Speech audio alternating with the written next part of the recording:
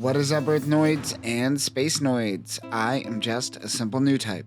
And in this episode, we are diving into the manga Mobile Suit Zeta Gundam, Day After Tomorrow, from Kai Shiden's report. This is written by Tsukasa Kotobuki and focuses on everyone's favorite loudmouth, Kai Shiden. This is a collection of stories from Kai's perspective during the Gryps conflict. Kai not only writes about his friends, but also looks at the insights of Zeon Remnant soldiers and titans. Let's not waste any time, and let's get into this.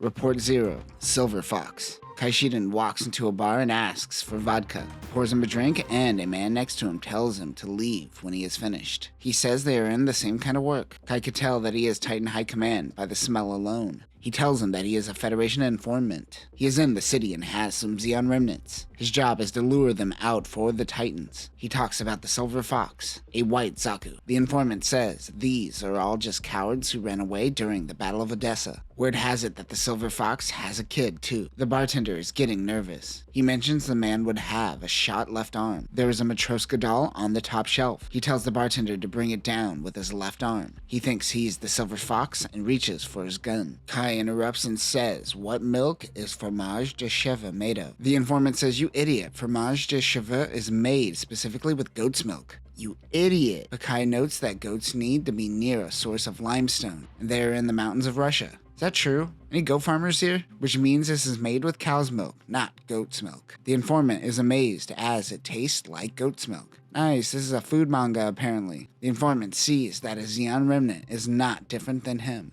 all through cheese. He leaves him a hefty tip and leaves the bar. Kai interviews the Silver Fox. Many remnants fled south to Asia and Africa from Odessa, but some, like Silver Fox, went north and went into hiding. Many can adapt and reintegrate. However, Kai isn't fooled. It is insinuated that the old bartender isn't the Silver Fox. It is actually his wife. Report 1, Hayato Kobayashi. Hayato is talking about his struggles with Frau Bo and the kids when he looks at the paper and sees an article written by Kai 1 year earlier. Hayato has just been appointed head of the War Museum and is about to get married to Frau, since he is one of the heroes of the 1 year war. Many from Fedi High Command is attending. Bright's wedding also had a huge turnout. Kai shows up, but he is here more on business. He tells him he quit the military. He doesn't like where the Federation is heading, and he suggests that Hayato take a deep long look about his future with the military. This was the last time Hayato saw Kai. In that moment, Hayato says to Frau, "Let's make a baby." She's down. A few weeks later, Hayato met with members of Karaba and joined the anti-Federation movement. They work in the shadows, but even so, this would put plenty of pressure on the Kobayashi family. This is a nod specifically to the Heir to the Stars, the first Zeta compilation movie. Report 2, Recoa. Recoa and Kai are in prison after spying around Jaburo. They have gone through a series of interrogations already. Kai knows the nuke is going off soon. They're useless to them, so why are they being kept here? Recoa mentions that Quattro is coming down for the mission. Kai says he doesn't know this Quattro, but he's very familiar with Char, as he tried to kill him many times. Recoa says, yeah, that's the guy. He needs proof that Quattro truly is a good guy, and not just playing the long game to fulfill the will of Zeon Daikun. Spoiler alert, he was playing the long game. Recoa says that he knows nothing about Quattro. He must have a reason for doing all of this, and he is keeping that from Karaba and the Ayug. Kai is about getting to the truth. Recoa says, does that mean you don't trust me? And she starts crying. Kai goes, wait, what? Oh, you're banging him. I see. Kai tells the story of Miharu, the girl who didn't know how physics worked. Kai shows that Char has the ability to turn everything around by simply saying his real name. Why resign himself to being a soldier and not something bigger? This has always been one of Char's weak points. He isn't a good politician, and it was the weight of the Daikun name that got him by. Even up to the end of his life, he deferred all political duties of Sweetwater to Horst Harness. Kai says that liking a man like Char will get her killed one day. Her love is the only thing that she could give to a man like Quattro. This is the moment for Recoa, it seems. The turning point of her slow descent and her turn to the Titans. Moments later, the Mark II comes bursting in. It is Camille. They are rescued, but Kai feels bad. He wanted to make Recoa feel better, but ultimately made things worse. We cut to after the incident at Jaburo.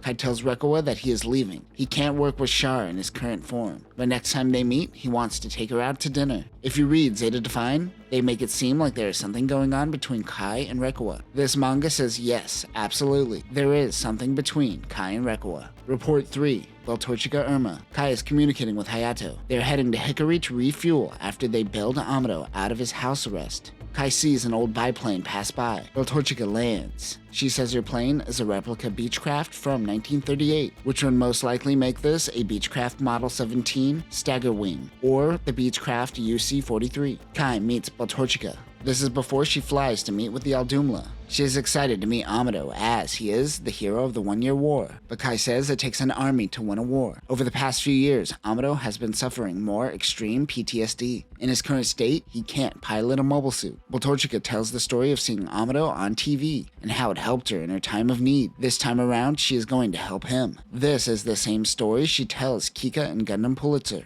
She says, I'm gonna give Amado so many handies that he will be back in a mobile suit in no time. Also, according to Gundam Pulitzer, Beltorchika said her and Amado's relationship was transactional, and she was there for him when he needed it during the Gryps conflict. Kai reminds her once again that it takes an army to win a war. She says when Amado wins this war, he will have to admit defeat. He tells Beltorchika that Spacenoids believe that humans can't grasp the nature of humanity until they look at Earth from the heavens. I think he is trying to tell her to stay humble, as she is quite certain she will become the one to help Amado. She takes off for the Aldumla. Kai thinks if she truly can lift Amado's spirits, she will be a harbinger of peace. I guess she didn't have to be humble because she did exactly what she said. Report 4, Gates Capa. Gates is testing the new Ashimar. Lauren Nakamoto is questioning him and giving Gates a hard time about stumbling across a potential Zeon Remnant ship. Augusta Labs hasn't produced results, and they need to show off something to the Titans if they want to stay in business. He got word that Rasamia was shot down during the joint operation with Oakland Labs, which are the Buren Blutarch moments in Zeta. Rumors are she was shot down by Amado Ray. Unlike Murasame Labs, who leaned into the Titans and worked heavily with them, Augusta is trying to remain a little bit more neutral. In this manga, they are making Gates and Rasamia more like independent contractors working for the Titans, rather than flat-out Titans. They also mentioned that they made contact with the plane. It wasn't Zeon Remnants, but it was a journalist that they took in for questioning. The Titans talk shit to Gates for being a cyber new type. They want him to show off these new powers he has. He says he will prove his worth by pulling out of Augusta and working directly with the Titans. A necessary backstory, I love it. Gates walks past a room to find Kai trying to look up something on a computer. Gates pulls a gun on him. He wonders what he is trying to get at. Gates laughs and says he is a cyber new type. Something approaches from under the ocean. It is Zeon Remnants. Zogoks jump on the ship. Kai makes it to his jet and takes off. Gates is in the Ashimar and helps Kai escape. Gates doesn't want to involve civilian ships in this war. He says that Kai got very lucky. Report 5, Fra Kobayashi. Kai visits the Kobayashis and are met with Kika and Let's. Let's knows he is here to see their mom. Kai came to check on the family after Amado and Katz broke free from Cheyenne. They tell Kai that the Titans gave them a hard time during immigration. They pretended to be tourists of Hong Kong. This was thanks to the help of Stephanie Luo. The kids were coming back from the store. Kika says they still have an hour walk ahead of them. Kai regrets getting out of the taxi. Both kids wonder what really happened at Jaburo. Kai says don't listen to the fake news. They make it to the old Kobayashi homestead. The electronics in the home have degraded since Hayato's dad immigrated to the colonies. They're still getting settled into their new home. Kai wonders if she is worried. This is an immigrant town, and immigrants bring the Titans. Fra wants the kids to go to school, but they came to Earth to have a normal family life. She should focus on that and have confidence in her decisions. Kai doesn't stay long. As he leaves, something huge makes its way towards China. This is the Psycho Gundam. Frau hopes that next time they meet, her child will be born.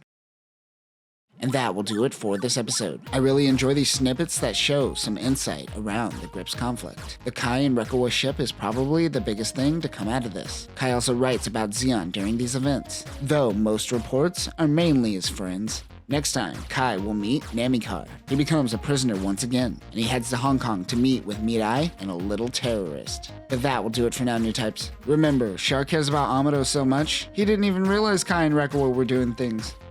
Peace.